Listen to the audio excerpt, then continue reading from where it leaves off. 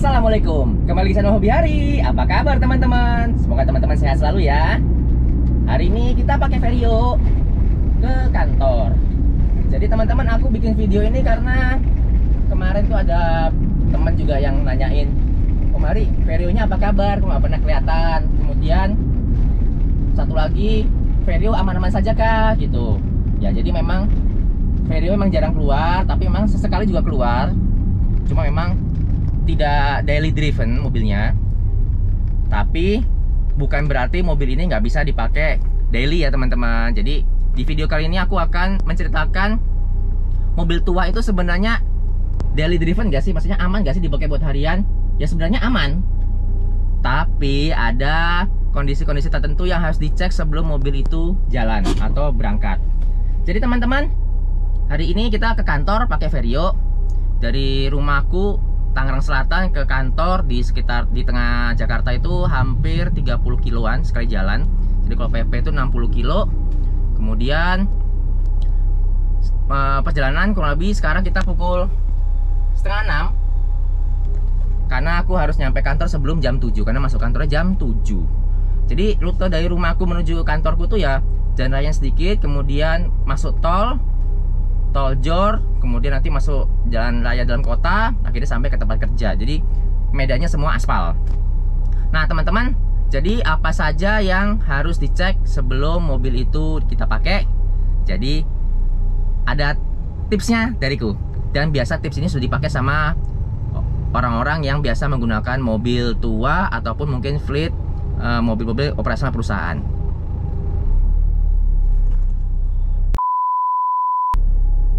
Nah, jadi sebelum menuju ke tipsnya, kenapa menggunakan mobil tua itu menyenangkan teman-teman? Pertama adalah kalau kita dari driven ke tengah kota menggunakan contohnya Vario ini ya, mobil tua tahun 90-an, itu punya rasa kebanggaan sendiri kalau mobilnya itu rapi, kilap, glowing, terus agak ceper-ceper.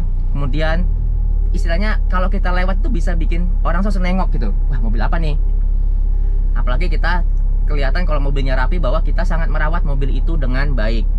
Kemudian yang menjadi kebanggaan berikutnya adalah mobil kita ini jarang beredar di jalanan, karena mungkin tidak semua orang memelihara mobil ini gitu, atau punya mobil ini.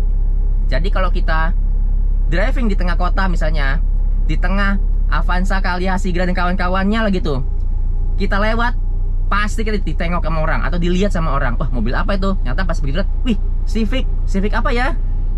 Pasti orang pasti browsing langsung, oh Civic Vario, ternyata mobilnya hanya keluar dari tahun 96 sampai 2000 dan masih ada beredar sampai saat ini tahun 2024. Artinya mobilnya sudah hampir 28 tahun.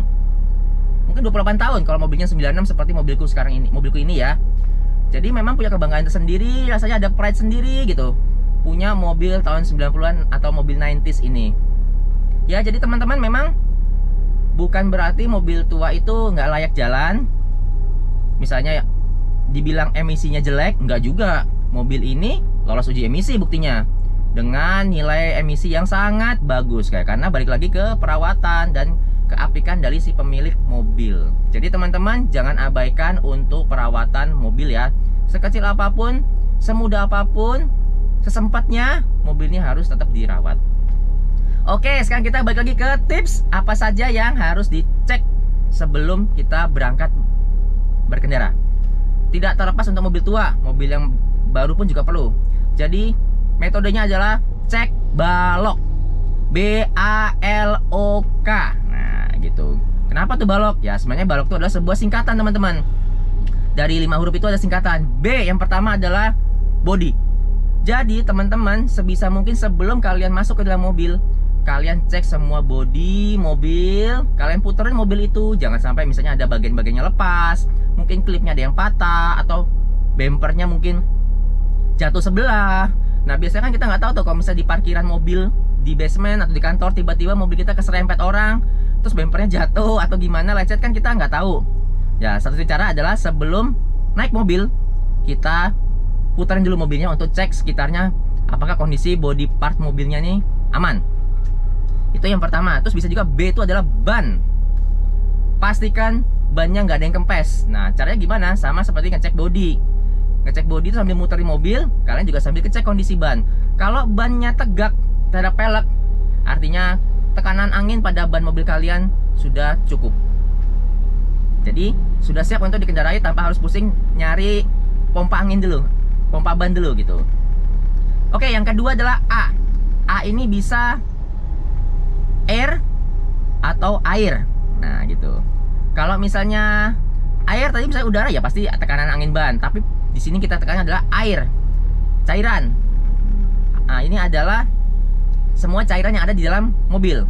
Air wiper, air radiator, kemudian mungkin minyak rem, bisa minyak rem. Kemudian jangan lupa untuk cek level oli dengan mencabut dipstick oli, cek levelnya apakah sudah di posisi yang optimum, dan pastikan juga warna olinya jangan terlalu gelap atau udah hitam. Kalau udah hitam, waktunya teman-teman untuk ganti.